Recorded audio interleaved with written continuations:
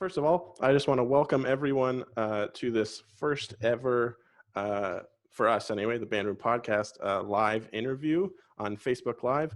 And that is a super cool thing. And it's also a thing we have to do because both Jonathan and I are practicing proper social distancing, just like everyone else should. So I just want to welcome you to this groundbreaking day where we're being innovative here. I just want to say a couple things before we get started and welcome our guest. I'm very lucky that a lot of the people I interview on the show are people that I work with, and this guest is no different. I've on many occasions been able to work with him as an adjudicator, and I consider him a wonderful friend and someone I really look up to as a conductor and a teacher and even like a business person. There's so many hats this guy wears. It's really hard to categorize him, and I think this is what we should all be trying to achieve and being as original as possible. So without further ado, I would like to welcome Mr. Jonathan Dagenais to the virtual band room. So welcome, Jonathan. Thank you very much. Hello, everyone who is listening to us. And I just want to also mention that along with myself asking Jonathan questions, which is a great treat, you can also ask questions. So we'll leave some time at the end for you to leave questions, or even if you just want to say hi, you're more than welcome to do that. Makes us feel a little bit more good that people are listening, so that's good. But anyway, so here we are in this new COVID-19 world, and I know you're based out of Montreal, Jonathan, and is this where you were born and raised? In fact, I'm living there now, but no, I was born in Laval, which is a city on the north shore of Montreal, where I did my elementary school, and then we moved to Saint-Jérôme, which is up north, even like 40 kilometers up north of Montreal, where I did my high school, and then I came back to Montreal to do. I moved to Montreal to do all my cégep, university, and grad studies. Wow, oh, that's a lot of moving. Yeah, especially that I moved from Laval to Saint-Jérôme right at the change between elementary school and high school. Right. And when did your musical journey start? Do you come from a musical family?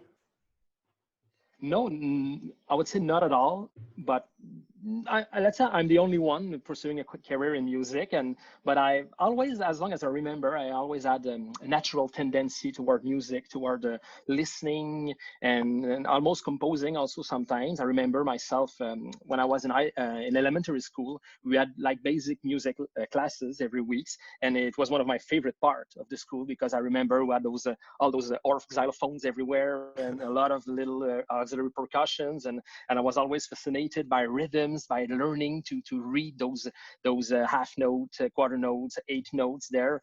And I remember I always had a good natural rhythmic sense and a good hearing. When I was in elementary school, even if no one in my family did music, but my father listened to a lot of music. He was a huge fan of progressive rock music, and he was always in the house listening to some Pink Floyd, Genesis, Yes, Supertramp, etc., etc. And that kind of sound was always in my childhood.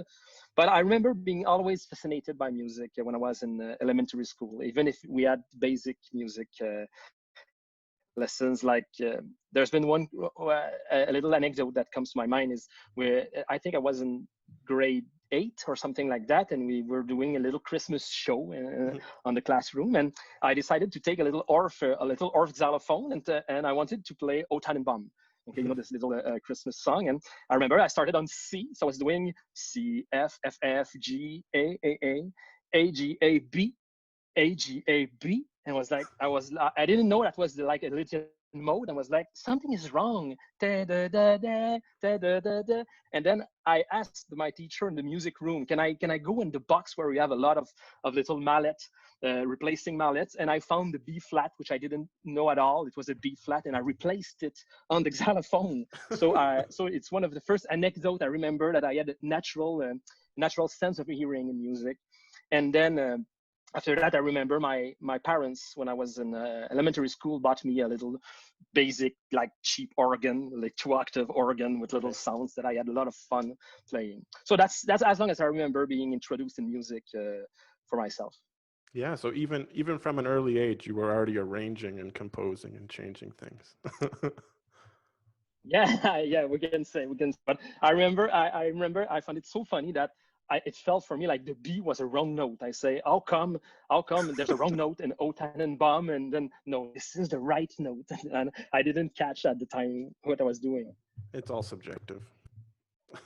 Yeah, yeah, uh, yeah, yeah. and then so that was your early start. And then since we are on the Band Room podcast, when did that start in your journey into the ultimate medium that is band? It wasn't on high school. In high school, like I said previously, between elementary school and high school, we moved from two cities. So I basically lost all my friends that I had in elementary schools. And then I began in a new high school in a new city, no friends. And I remember after 2 weeks, 2 weeks when we started the year in grade seven, there was a little sign on the door saying, band, come to play in the school band. And it I joined it. I first tried clarinet, and I dropped it after 10 minutes. Good choice. And I switched to trumpet first. I switched to trumpets, and I remember it was like a basic young band. We only had saxophone, flute, clarinet, and drum, and one tenor sax, which was really special, and trumpets, trombones also. And we're playing like homemade arrangement by the teacher, but at the school where I was going, the grade eight band was a completely different band. It was like one of the special feature of the school. It was a nice big music band program. If you wanted to go there, you had to apply on the summer before going into grade eight, and you had to take lessons during private lessons during the summer to be Oh, ready to give okay. a concert. Like on the second week of September, you had to give a concert. Like it started bang, in front of the school, and we did some trips. So that's where everything really started in grade eight. And I had a wonderful teacher there. I remember he's no longer teaching music. I think he's in BC now. He's a Canadian. He's in BC working for the government there. Oh, Wonderful leader, and he's one of the first teacher that I really, really, really, really loved, and really transferred me the love for music there, and band music especially. yeah. And was there anyone else and that was a real kind of a early inspiration to you? Composer, students, teachers? Oh, I know you just mentioned your There teachers. was, yeah, my grade eight teacher. There was another jazz teacher I had in grade 9, 10, and 11, because when I switched school to go to senior high school, I did two programs at the same time, like a band program and jazz band program, which I was playing two different instruments. And that jazz band teacher also was really nice. He taught us a lot of nice music instinct of reading and things like that. But it's also that during those times is when I discovered by myself classical composers.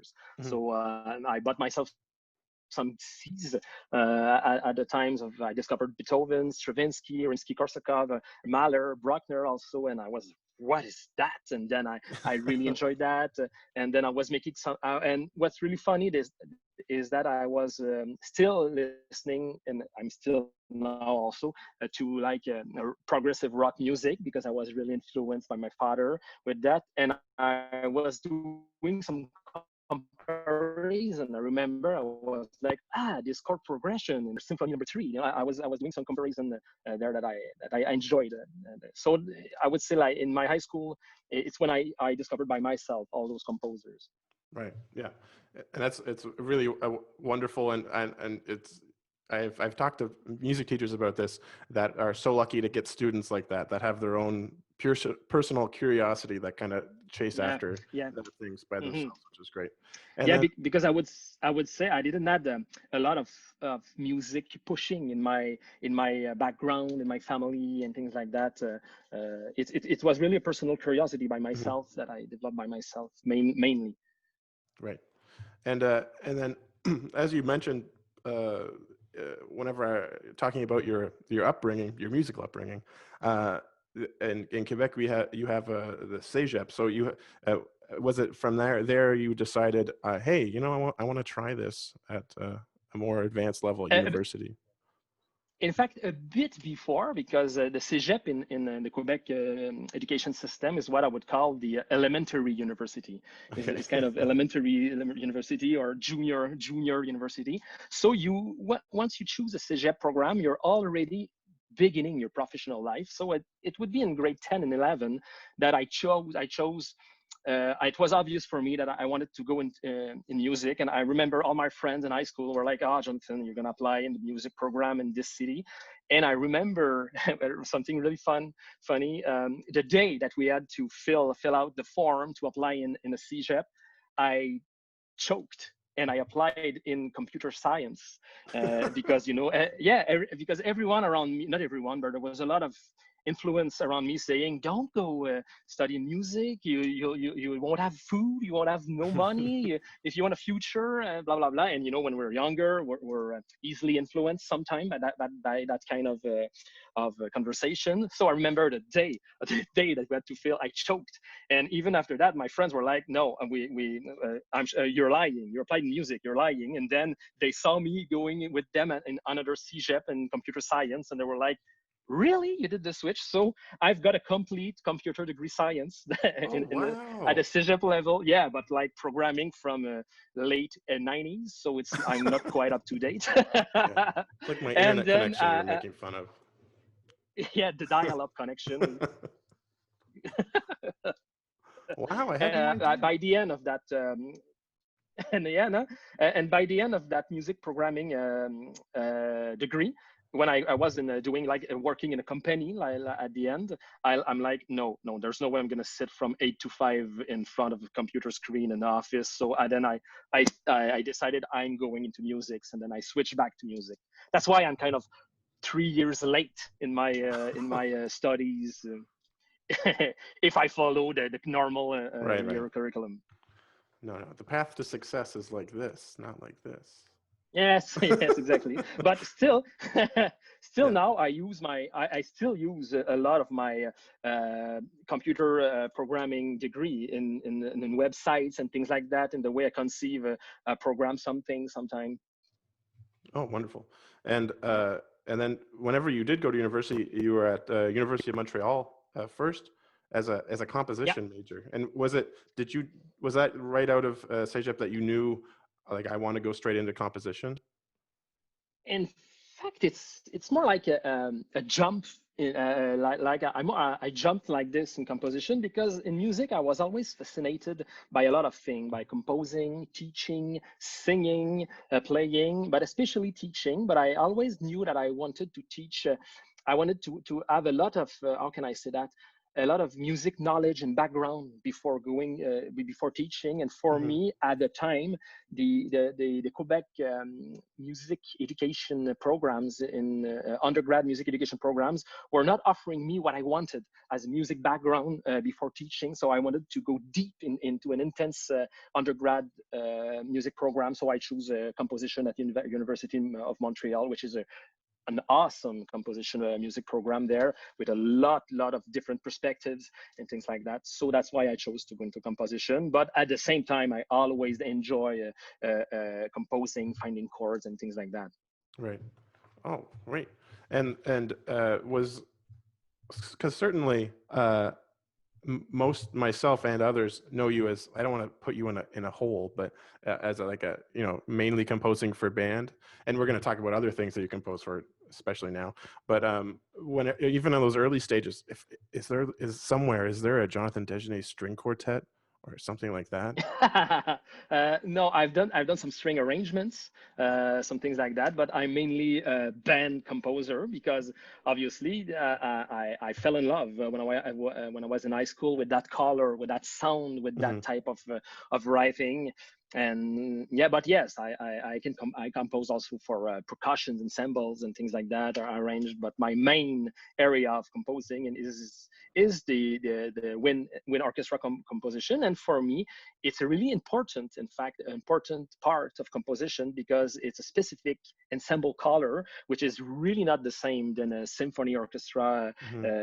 composition technique or things like that. And even sometimes I have got friends who compose a lot for symphony orchestras, and then try to compose for concert band or winter orchestra, and they struggle because they realize, oh, it's not like the little brass and woodwind section of a symphony orchestra. You have to think in completely another way when you compose, and you want to achieve those colors and things like that. Mhm. And it fascinates me. Yeah. And would you mind kind of maybe speaking a little bit about your compositional process, like where you start? Are you at the piano? Or are you on the computer? Yeah, that's something that I struggle a lot. I'm not would I say that I'm not a really highly disciplined composer, because I'm doing so many projects and things Mhm. like that. And I would say at first I'm a harmonic guy. I'm really a huge fan of harmony in my life. It can be tonal harmony, modal harmony, modern harmonies, and even atonal harmonies, if we can say.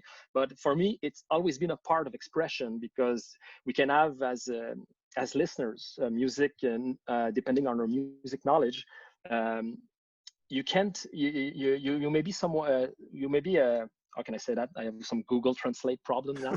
uh, you can, like, if you don't have any music reference, you can still feel the expressive impact of a chord, as a listener, with all our 300 400 background of listening to tonal music or modal music. And it's really nice for me to transfer this kind of impact, because for me the melody, melody is like a ray of light, a melody, and the harmony is the color that shade Mhm. this light. So I always begin my composition thinking about a huge harmonic world, a harmonic atmosphere, a harmonic draft, as can say, in what kind of harmonic world do I want this to go, and what will I use as expressive tools, and then I construct the melody going with that.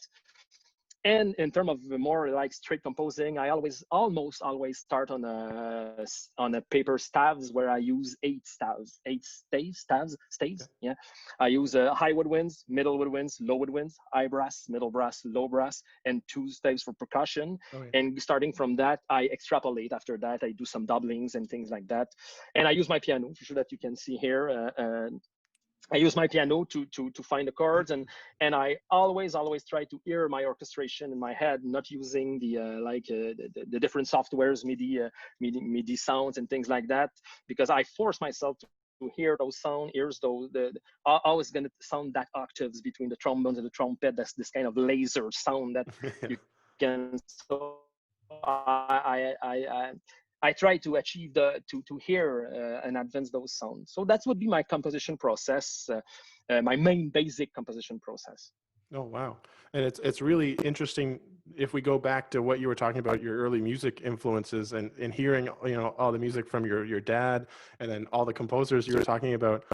Because whenever I hear your music, I always think Jonathan is such a musical chameleon. Like there's examples of different, really jumping into different styles in symbophilie, which is, that Yeah, yeah, jazz yeah, section in the middle, but also your knowledge of all these styles, and you're still able to keep your own voice through it all, which is really a yeah, wonderful yeah, thing.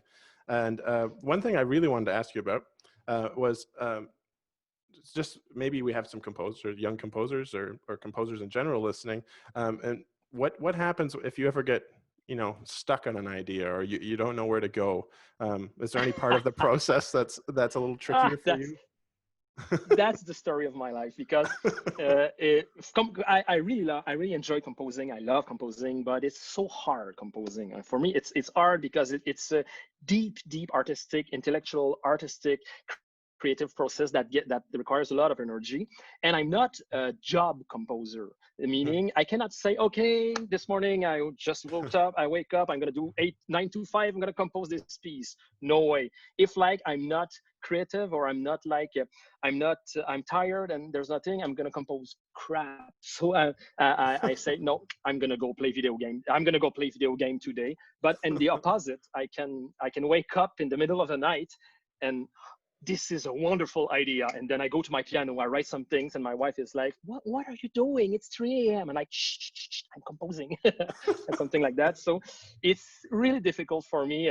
And especially, and I realize that now, because as we know, this the current situation where everyone is quarantined at home, and I've lost all my gigs and projects and everything. So my creativity is now like this because I only have that to do. I don't have to think about projects. I'm not worrying about, oh, this gig is upcoming, I have to prepare this document. So I'm like, whoo, all my brain is free for creativity and thing. And so now currently I'm more like a job composer. I do that, like I'm gonna talk to you after. Yeah. So yes, it's very difficult for me, and sometimes I know as a composer and arranger I've got some deadlines to follow, and sometimes I get really anxious about those deadlines. I'm like, oh god, I have to do 32 other bars and I'm stuck. But my main tip would be, when you're stuck, just stop. Don't try to push it, because in fact, for me, when I do this, when I let's say I'm not creative enough, I'm not inspired, and I try to compose, everything almost that I'm going to write won't be authentic. It will be like it will be forced music, or music directly copied paste from something else I've heard or something like Right. that, instead of being authentic. And I sense it instantly. When I'm authentic, I'm having fun, the time goes so fast, and I'm like, oh yes, this idea with this idea, and then I'm playing it on piano. And yeah, so that would be one of the greatest difficulty for me. The second greatest difficulty would be when I'm composing. In fact, no, the second difficulty, it would be in normal times with all my other projects. It's hard to find times. Let's say, like I said, I cannot say, okay, this Thursday I'm free, I don't have any teaching, nothing, I'm going to compose. No way, I can't do that. It's going to be a Right. coincidence if it works, because I'm unique creative this way.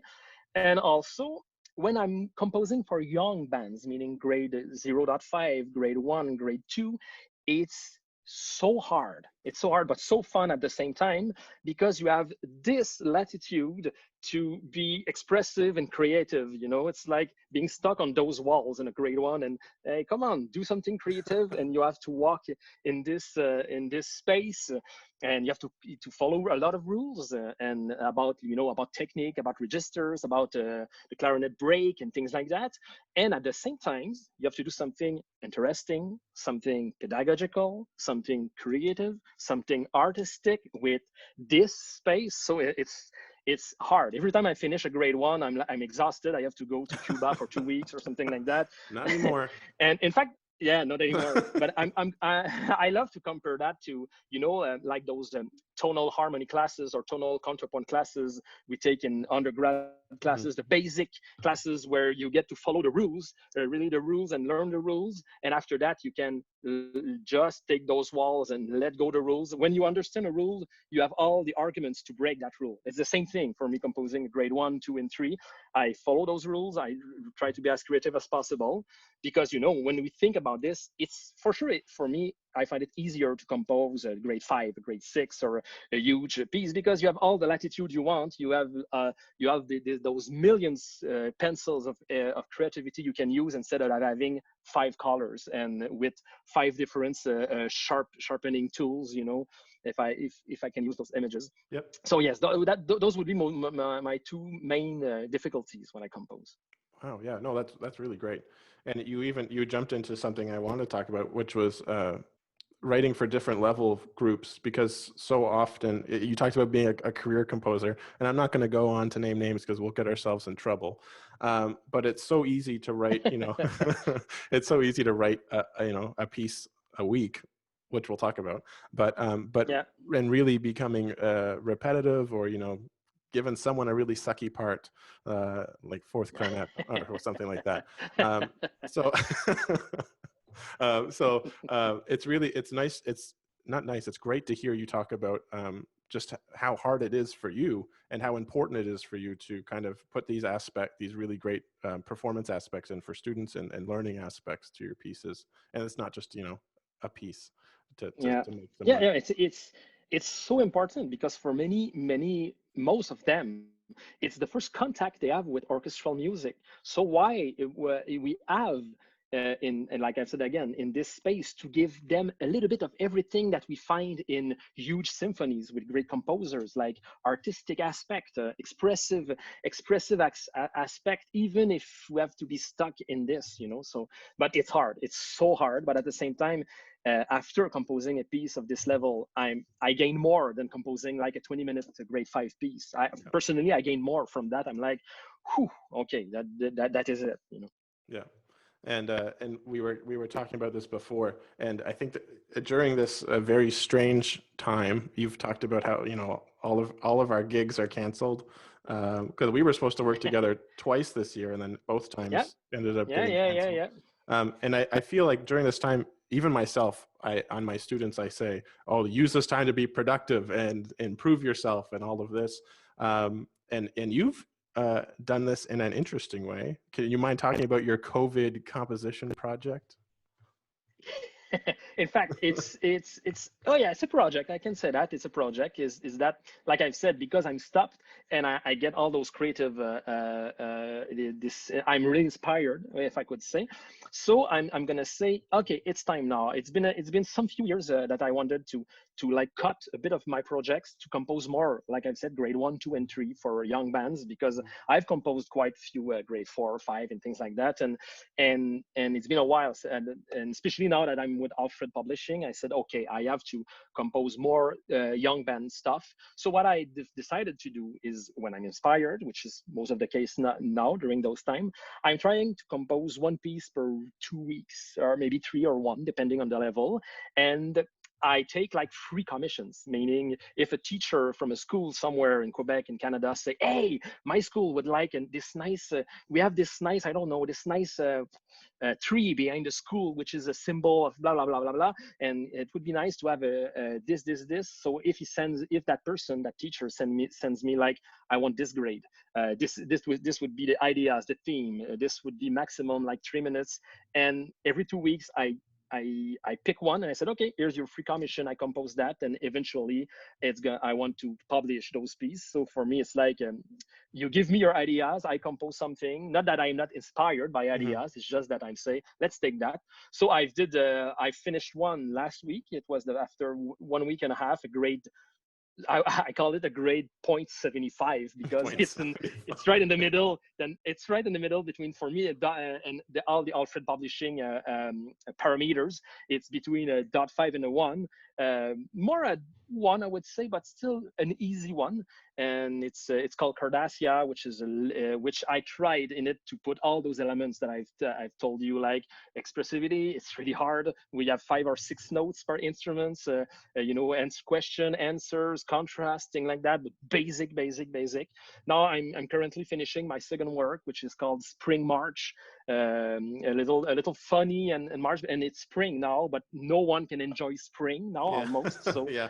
so that's why I wanted to put a march, like just to bring the spring to me, the spring season to me. And the first one has been dedicated to François Olivier Fortin, which is one of my colleague François and great Olivier. friend.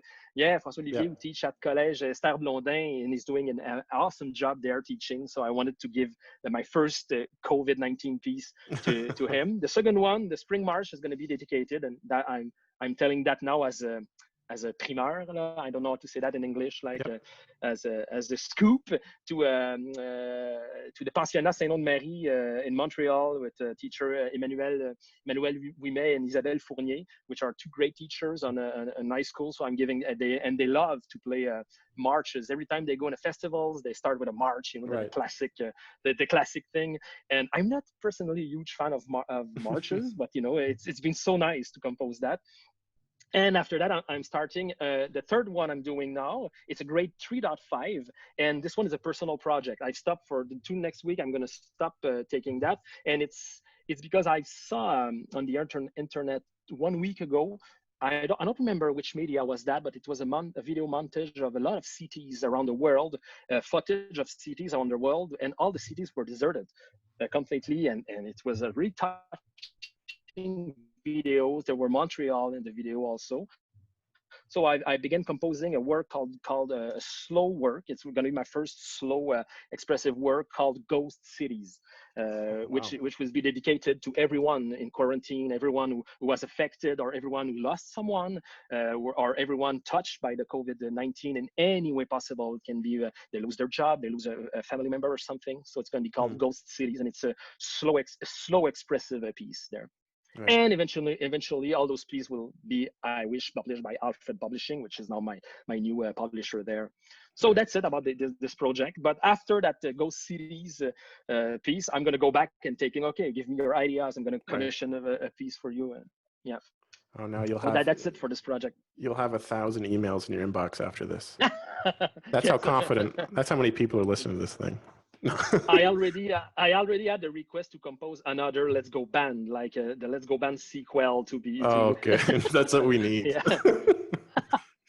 uh, good. And then you have a new piece that was just put out by Alfred, and I heard the name Yes. recording, which was mind blowing. It was great. Ah, thank you very much. It's called Mouvement Frénétique, so frenetic movement. It's a commission I received two or 3 years ago. In fact, I think from Harmonie Frenette, which is the school, the high school where I started playing music, like I was saying before. It's the school where I studied when I was in high school. They were celebrating their 30th anniversary, I think, of the music program. So they commissioned me a piece, and it's called the school is called École Frenette. Frenet. So that's the little pun with frenetic at the same time. Yeah. And it's a frenetic movement because I play percussion there. And so it's a really percussive piece. And yeah, Alfred Publishing just, it's a long process before publishing a piece with all the revisions, all the recordings and things like that. But the official, edited, international edited public edition is out now. It's on YouTube, it's on their website, and that's why I shared on Facebook the YouTube where you see the score and you have the MP3 at the same time, and it's the Navy band, the US Navy band playing. It's really nice. Oh yeah, and It's a grade 4. This one is a grade 4. Yeah, and I'll make sure to put some links on our episode notes for people to check all that stuff out. So, as I mentioned at the beginning, you are a man of many hats in this music biz, and I'm wondering, since you started in composition, when did you catch the, as Julian McKay says, the conducting bug? When did that bite? The conducting bug. It's still in CEGEP, in the CEGEP level. I was always fascinated by conducting, but never like wanted to do the jump, the bug. And I remember I always was and still is a huge fan of, huge geek, I would say, of music theory, of music analysis, of tonal harmony, tonal counterpoint, ear training. I'm a huge ear training geek, and composition also. And then in CEGEP, I took a few lessons of euphonium playing with an incredible conductor that you all surely know, a Canadian called Alain Caz, which is now a good colleague and friend of mine. And I took a lesson with him, euphonium at the CEGEP level. I was 20 years old, 19 years old, I don't remember. And he saw all those passions that I had. And when you think about it, all the passions that I taught before, are all important aspects of conducting, music theory, analysis, tonal harmony, hearing, things like that. For me, it's like a pack that you need for being a conductor. And when he said to me, Jonathan, do you like conducting, things like that, I went to a 2-week masterclass in asbestos music band camp in Quebec, where I took like a 2-week intensive conducting program, a summer program with him. And that's where it all started. I finished this 2 weeks and I say, oh, I love that. I really love, because for me, it was the perfect mashup of everything I loved in music: teaching, composing, analysis, hearing, phrasing, playing, but all together as one player. So that's where it all started there. Oh, very cool. And this summer, in fact, this summer conducting workshop, I'm now the one who gives this summer conducting workshop in Quebec. One of many full circle moments. Yeah. And yeah, I was thinking that whenever you were talking about your compositional process, how much just hearing it and not trying to input it to in a MIDI file or anything like that, how important that is as a conductor when we're score reading that skill. And I guess it was Saturday evening, I had a Zoom hangout with our friends Julian McKay and Mark Hopkins, and I was talking to Mark about this interview on Monday, and he's like, "Oh, you have to ask him." Because we've had the opportunity to observe you rehearse an ensemble, it's an amazing thing. If anyone gets the chance to watch Jonathan rehearse, he does not waste a second. And I was wondering how that's not that true. I was wondering how. Ask my musician sometimes. I was wondering how maybe your role as a composer influences you as a conductor or educator. Yeah, it's one of the favorite thing I'm always saying is it's so important for me to uh, uh, to be a composer when I conduct, because my role, my I think my goal, in fact, in my conducting is to almost know the piece as if I've composed it. Okay, is if I, because when you reach that level, even if you cannot really know all the true inspirations or the true things, you still you're still able to decode all the music intentions in the music, that what are the music intentions that the composer tried to put there and put there. And as a writer myself, I see that sometimes instantly, like, oh, okay, Alfred Reed tried to he did a long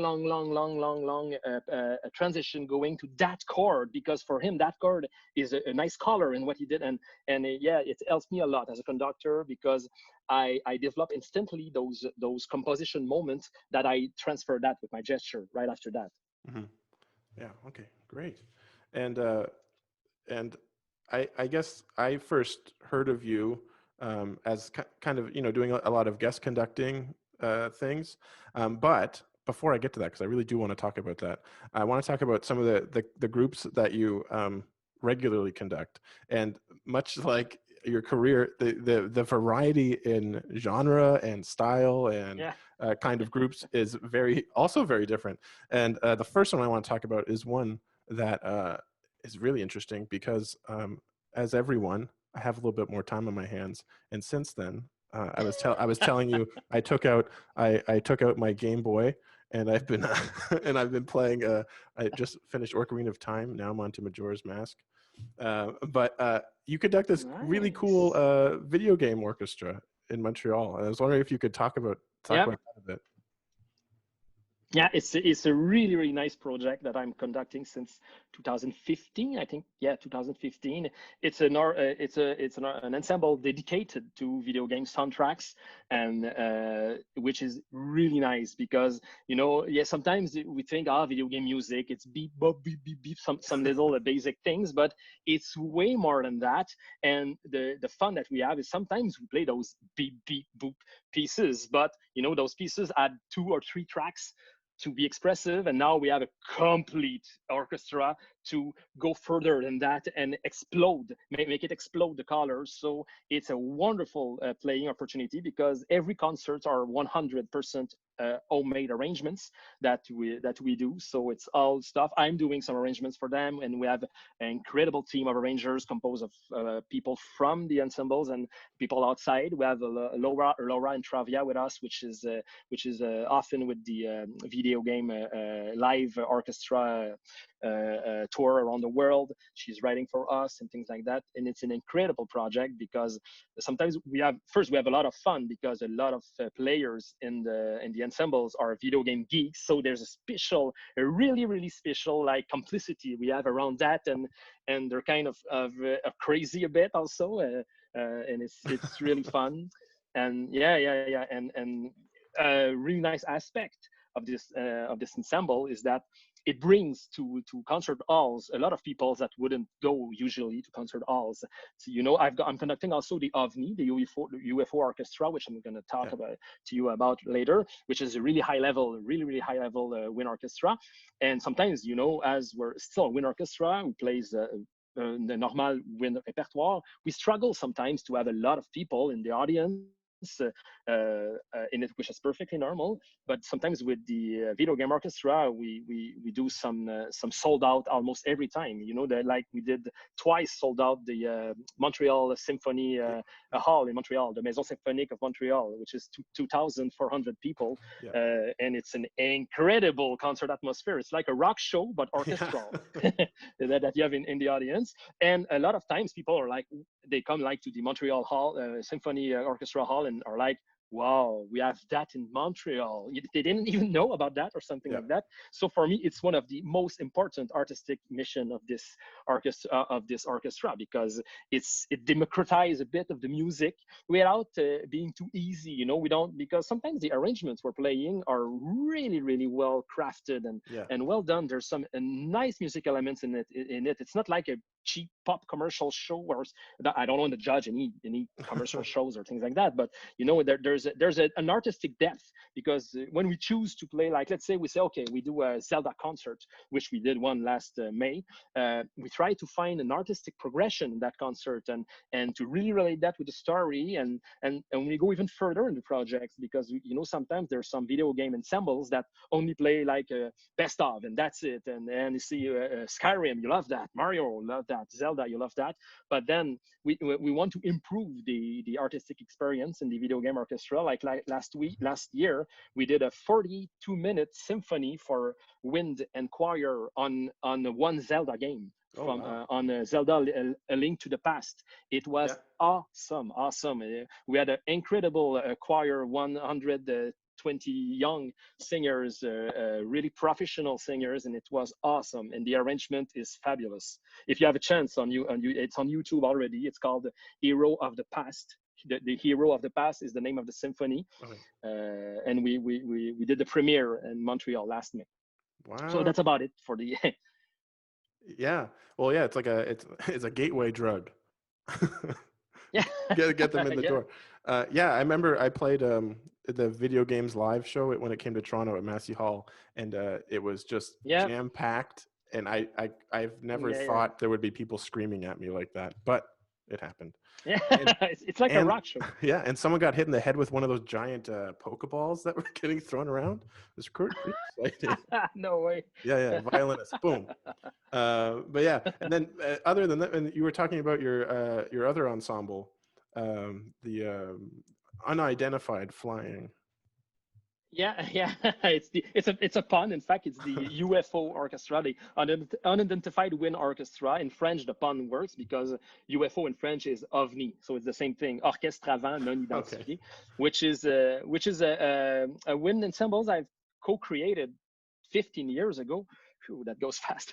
15 Yeah. years ago, friends and with friends, which at the start was a normal like amateur community band. But then after years that I've studied in conducting and that we had people, we began to hold auditions, and the level really, really went up. And now it's almost like the cross University of Montreal wind ensembles. We have players from universities and cégep all around Montreal, and we also have amateurs, but strong amateurs that either that they studied in music when they were younger, and they decided to change their field of job or something like that, but Right. still want to play high level in a high level ensembles. So that's the OVNI, which I really, really enjoy. Also, it's got a completely, totally Yeah. different artistic experience than the video game orchestra. I'm also doing the Ottawa Pops Symphony Orchestra, which is another completely different thing, because now I'm with the symphony orchestra sound, so with strings, which is really nice.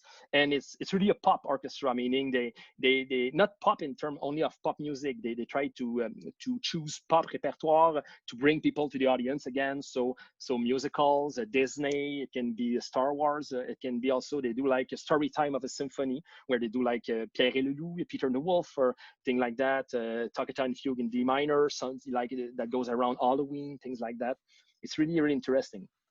Very cool. And also, I've got a fourth one also. It's Oh, the jeez. yeah Saint John, the Cercle Philharmonique Saint Jean sur Richelieu, Saint John community band, which is a really nice community band. It's a family community band there with adults, and there's some in the band. There's some like the two parents and the two children are in the band playing together. It's a totally different experience also for me. It's more like it's a huge party, but we do great music also.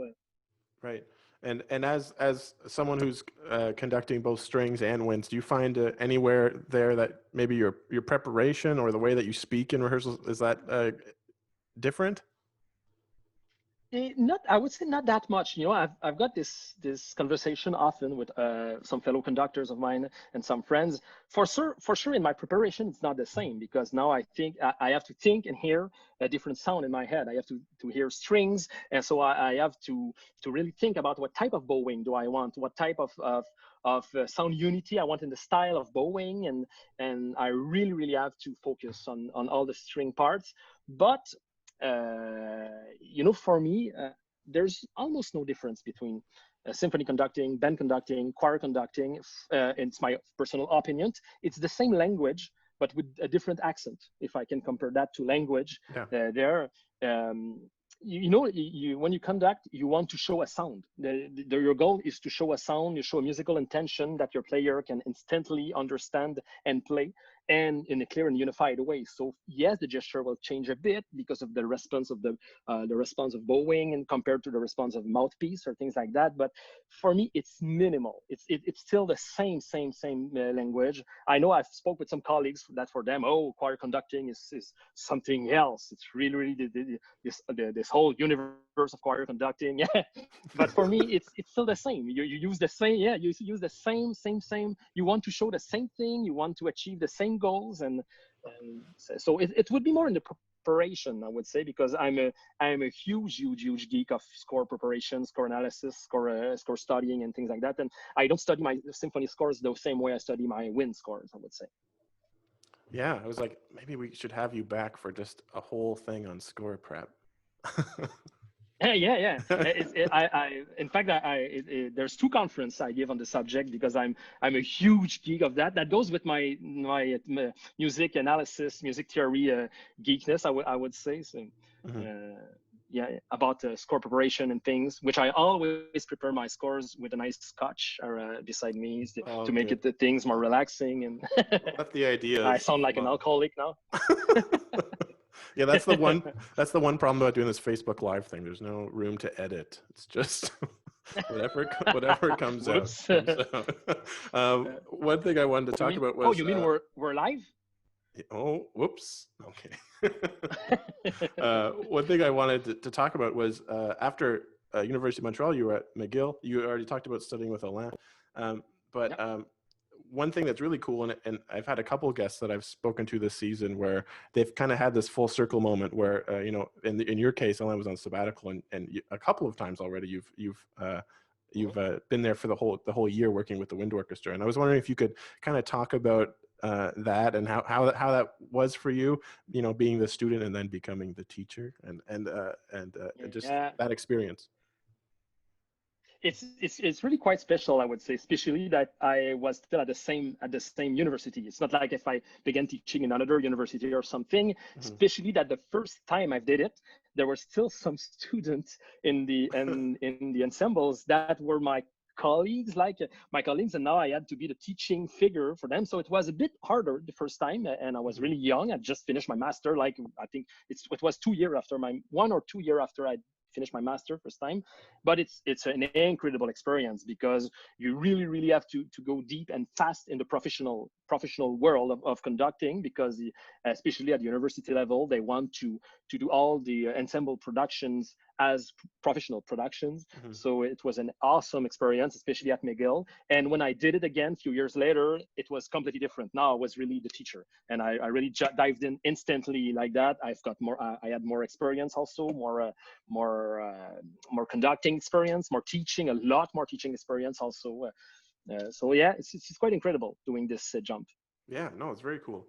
And speaking of, I don't think you'll mind me bringing this up, but and I'll age both of us.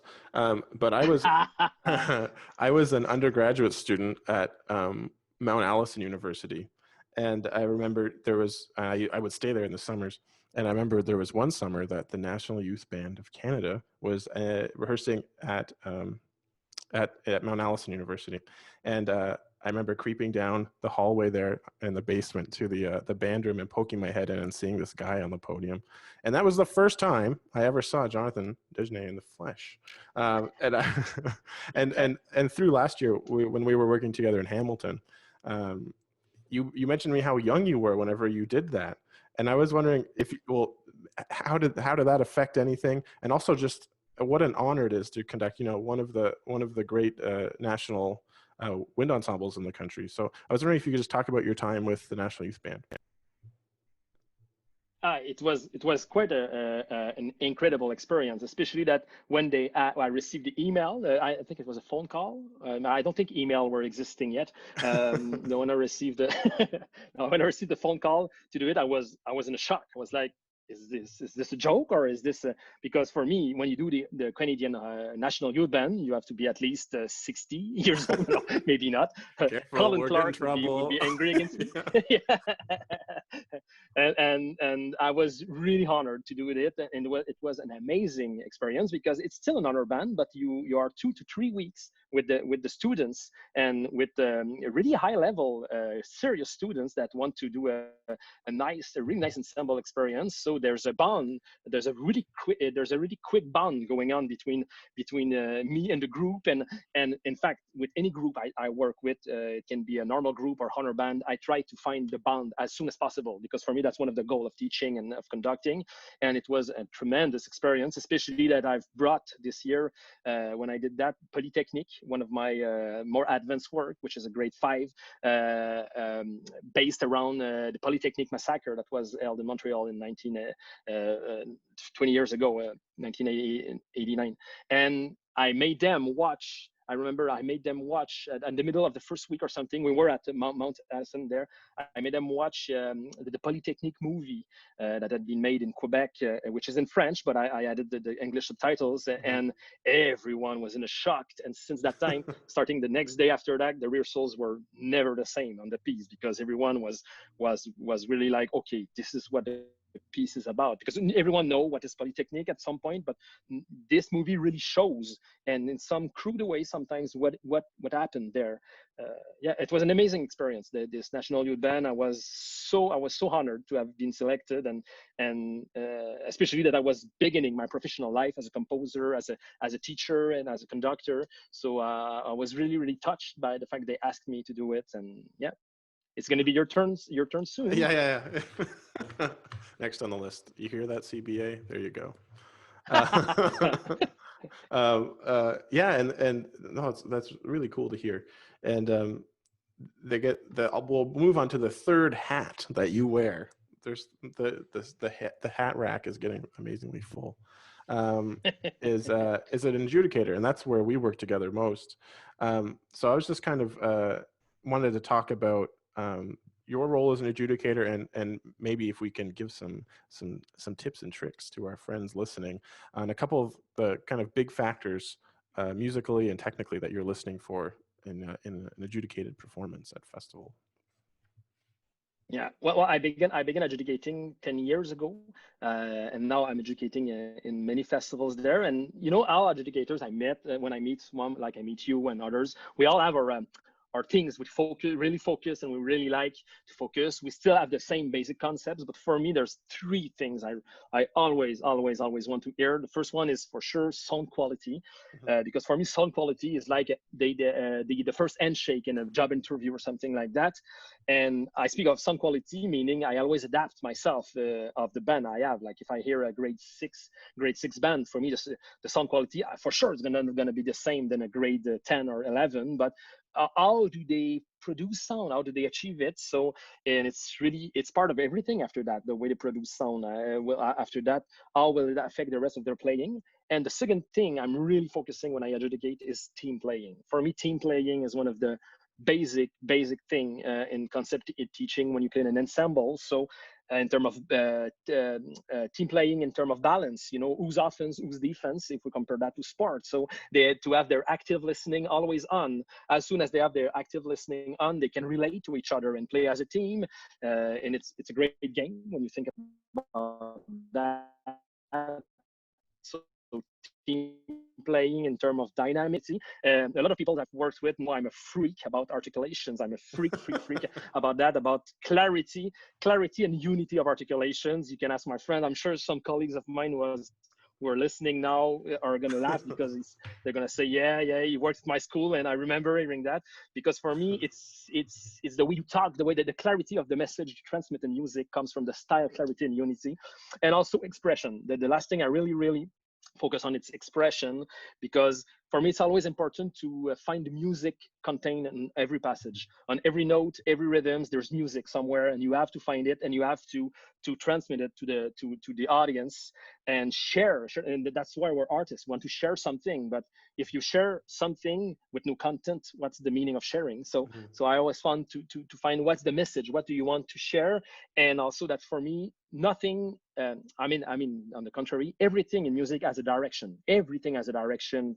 A little cell, a little something go somewhere, because the audience, when they hear us, they don't want to hear what we play, they want to hear where we go. So I really focus on that, and that would be the three things I really focus: sound quality, team playing, and expression as an adjudicator. Yeah, and you kind of just answered my next question, which was what for you, what makes what's the difference between a good band performance and a great band performance? And I speak strictly, well, not really, at the competition level.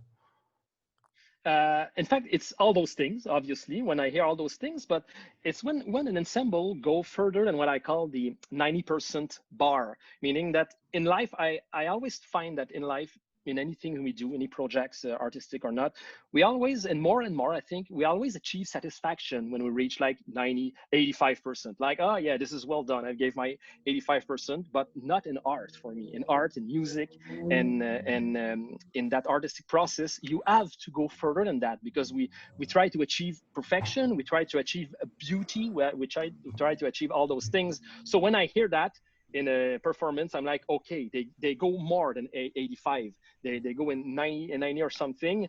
And a good sign that sometimes it doesn't have, it happens often, it's when I'm adjudicating, I'm giving comments or something at the microphone, and then I stop because I'm touched by the music, or I'm touched by something they just did.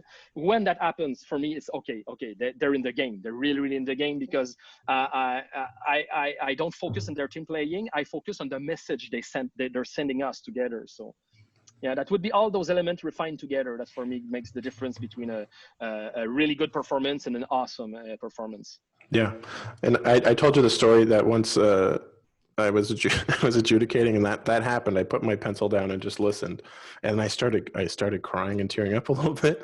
And then I did the clinic, and I told them this. I told the band and their teacher that they made me cry. And then I got home, and it ended up in the city's newspaper that I. So I said, Adjudicator crying. yeah, never again, never again. I will tell you. But yeah, and then as an adjudicator, you just have such an interesting area of influences to everything that you do. And one of the other areas is that you actually run a festival as well. And because I remember from the first time we met in Halifax and worked together, you were like looking at the trophies, like, oh, these are very nice Yeah, trophies. yeah.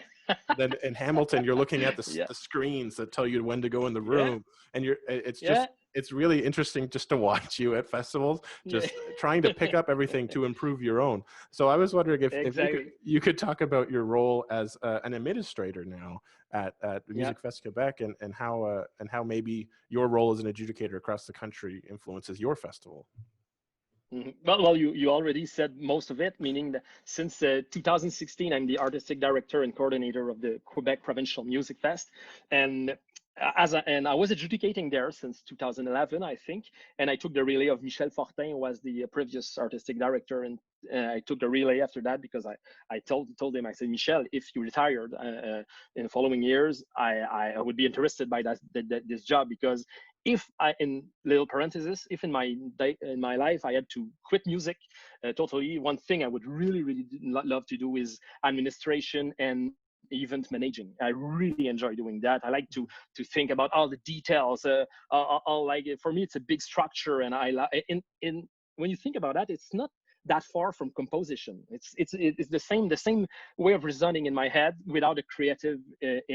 It's not as depth in the creativity when you organize something. Mhm. So yes, for sure, I tried to I took this festival with my colleague Maria Seminara, which is the administrative coordinator, financial coordinator, and we tried to do a huge reflection about it, and how could we improve this festival? How can we make it even a greater learning and artistic experience? And as you said, that's why when I go to other festivals, I'm watching everything. I'm like, oh, this is so great. We have to take this idea and bring that to our festivals, and it makes me see the other side. So when I adjudicate, I see the other side, and when I administrate a festival, I know what my adjudicator needs. I know what type of schedule they need to be refreshed, to be really to be on good shape or things like that. So for sure there's some ideas I stole, but I always ask the festivals coordinators. But that's our goal. We want to really share our ideas to improve this kind of festivals. So like great ideas I stole from I think it was the Winnipeg Optimist Festivals. Hello John, by the way, if he's listening.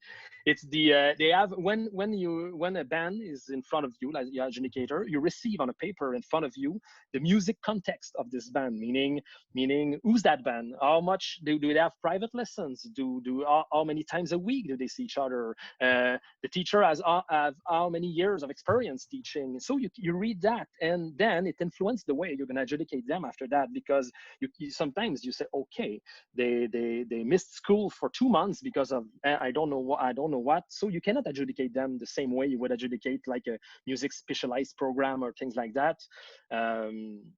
Also, the thing I've changed is that in Quebec, in all the festivals in Quebec for many years, we always had the same French adjudicators because we're a French province, and you see the same people around and over. We need some more fresh ideas. So from the 2 last years, I began hiring international adjudicators. So we had Mark Hopkins last year, who was our first out of the province adjudicators, and everyone loved that because a new voice, a new concepts, new learning concepts. We had Dr. Shelly Jago from Ohio, and the same things. Next year we're gonna have Robert Sheldon, the composer, Oh, wow. as our main.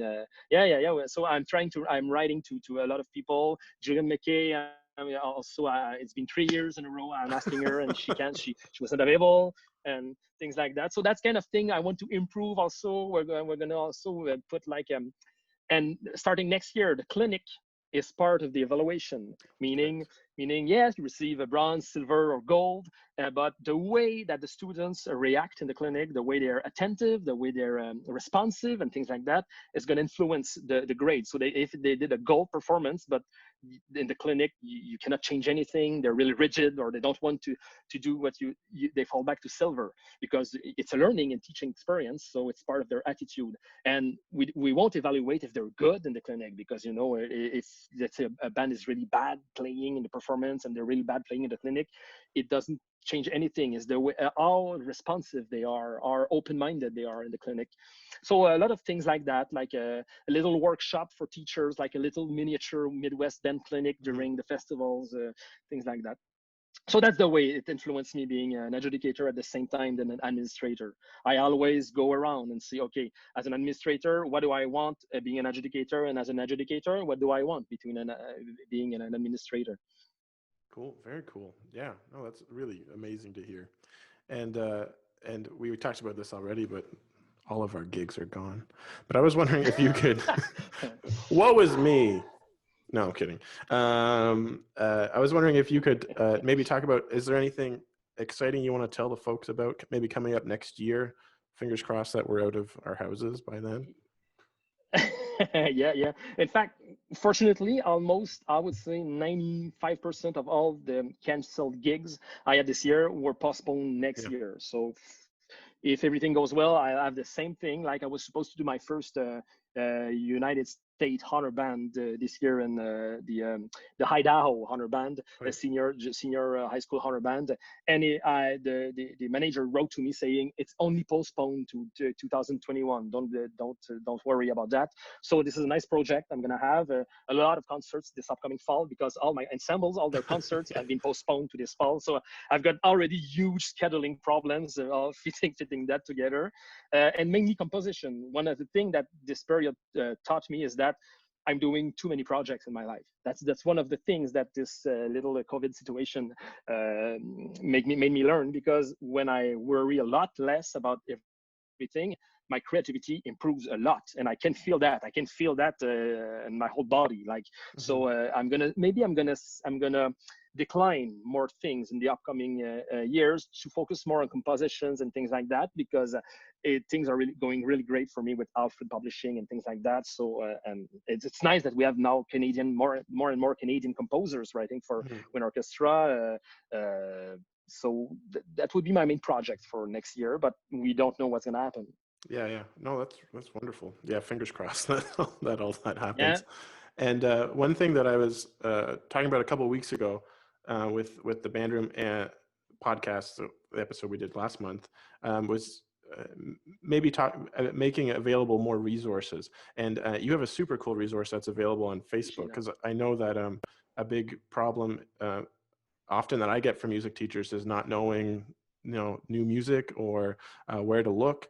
And I was wondering if you could talk about your Facebook group.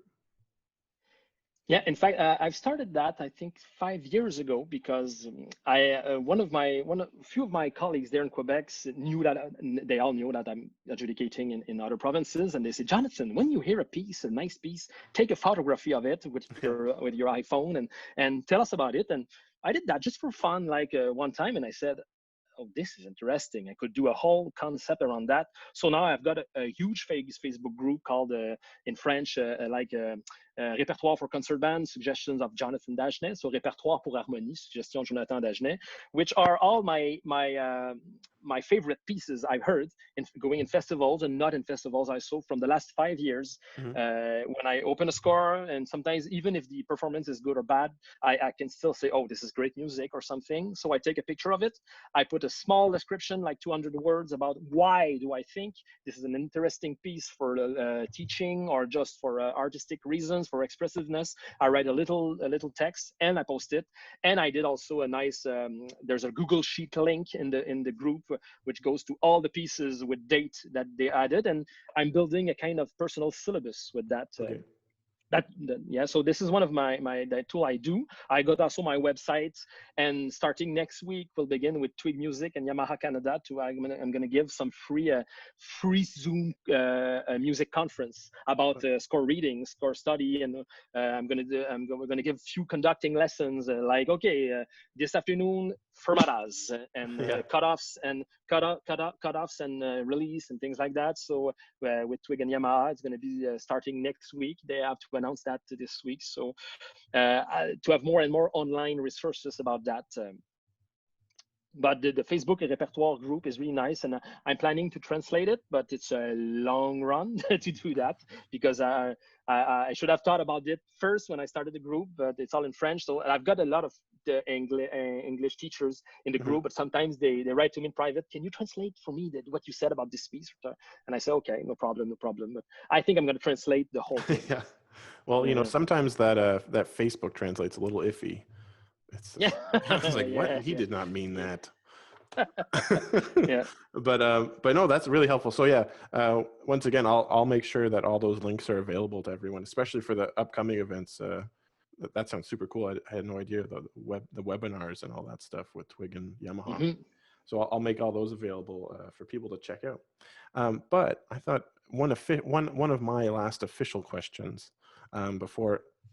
So far we don't have any questions. It's just people saying hi and a funny comment from but I was wondering if you could give one piece of advice, maybe two. I feel like you've got two in you, for upcoming music educators, conductors, composers. What would it be? Every time I've got this question, I feel a bit bad, because my answers always seem a bit of cliche, if I can say.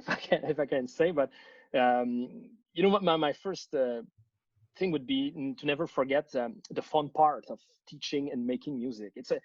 One of the basic thing I always repeat for me is that I went into music because of the fun of it, the personal fun, and I would say like almost a therapy of making music it gives us. So never forget that.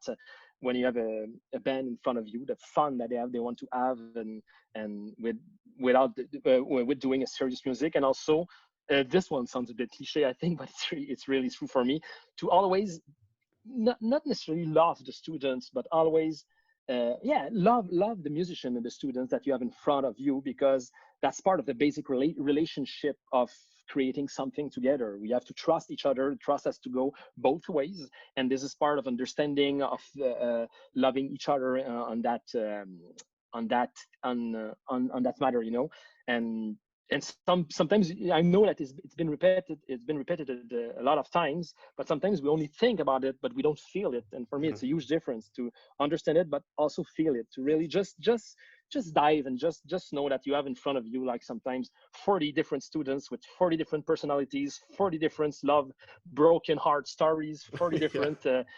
parent student relations. So sometimes just to, we say in French, lâcher la serviette, là, throw the sheet away and say, okay, you're like you are, and we're doing music together. I know it sounds a bit cliche, but for me, it's really important, this kind of relationship to develop. No, I think cliche maybe, and repeated yes, but it's only that Yeah, because it's true. So yeah, yeah, yeah. and then really wonderful wonderful advice. So now I'm going to switch over to the Facebook page and see if we have any questions. I'll oh Yay. watch out, Grandpa Maddox here is on the roll. Let's see if we can figure out how to. I can't open all the comments. Anyway, so yeah, Where is it? Oh yeah, I've got the comments here. Me too. So you can see the comments. I, it's There's not letting me. Kendall Perry asking one. Yeah, I see like 9, but it's not letting me see all of them. I'm scared I'm gonna get some major feedback if I. Like, there's one by Kendall Perry. I'm just I don't gonna know if you see it. give me 1 second with my dial-up internet here.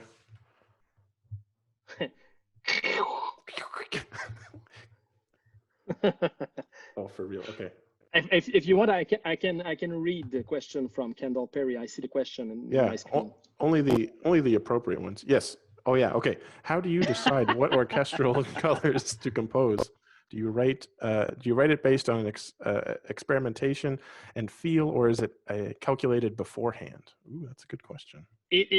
Yeah, it's a good question, a really good question, and I always struggle with that question myself, because I think it's a mix of both. Meaning, I I I experiment and feel. There's some things I feel like I want to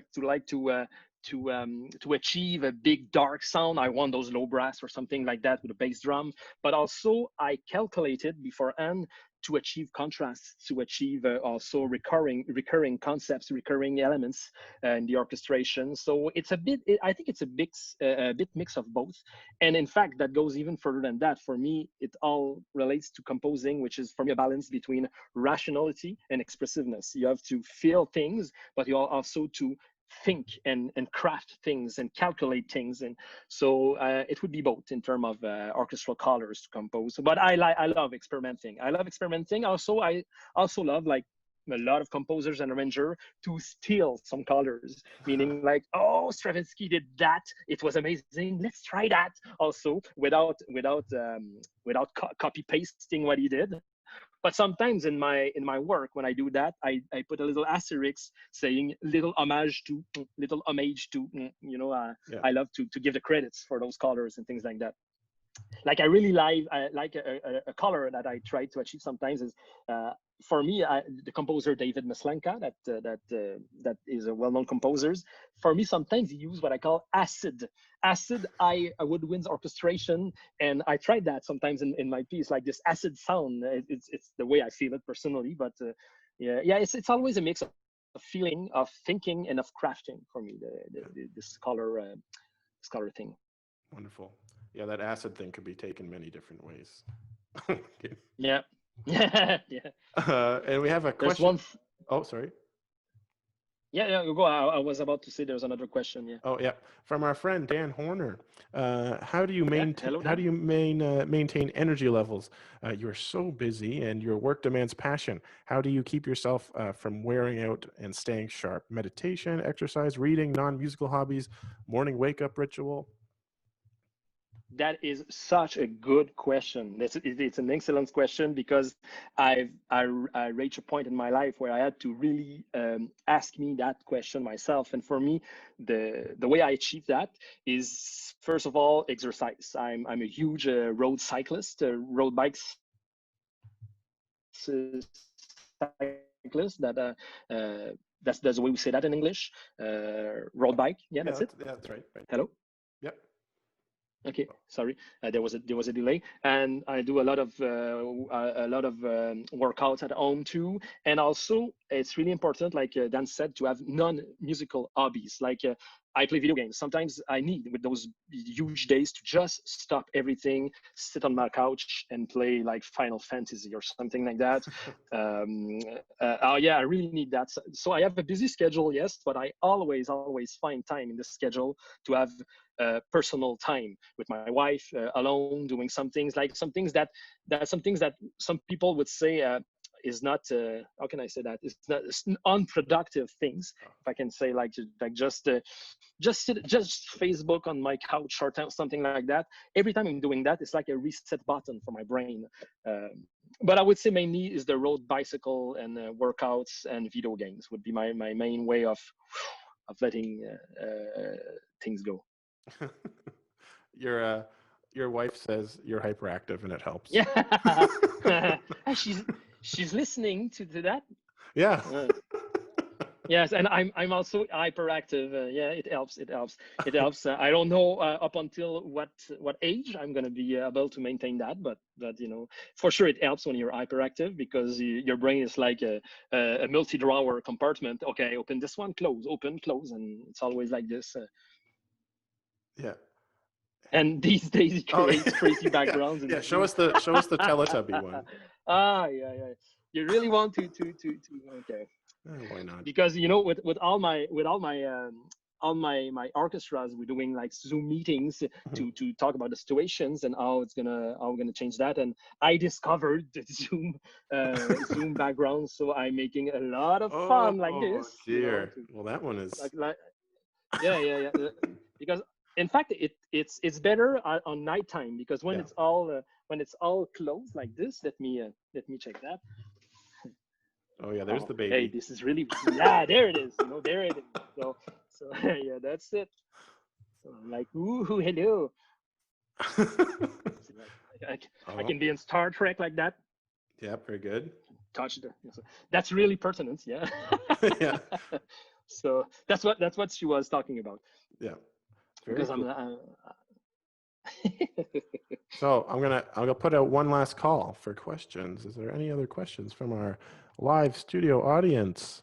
Otherwise, we'll wrap this up. And other than that, there's just people saying hi, and your wife's very proud of you. And and Dan can't decide who's better looking. Careful. Well, anyway, I think maybe we'll call it there. So I just want to, from the bottom of my heart, I want to thank you so much for taking the time to be with us today and sharing your knowledge. And it's a highlight of my year every year that I get to work with you. You're someone I really look up to, and I wish you all the best in the future. And just so you know, our talk here is going to be released as a podcast episode later this week, where you can hear Jonathan's new piece in its entirety, and a couple other things. So if you want to check out that, you are more than welcome. But other than that, thank you so much, Jonathan, and I wish you well. It's my pleasure. And again, if ever there's a teacher wanted to send me a free commission, just send me an email or send me a message, and it's going to be a real pleasure. And thank you, Dylan, for your works. It's really nice to have this kind of podcast and enclose the music world in the band and the band thing. And it's I think it's a wonderful idea and a wonderful tool, and you're doing an awesome job. Thank you, my friend.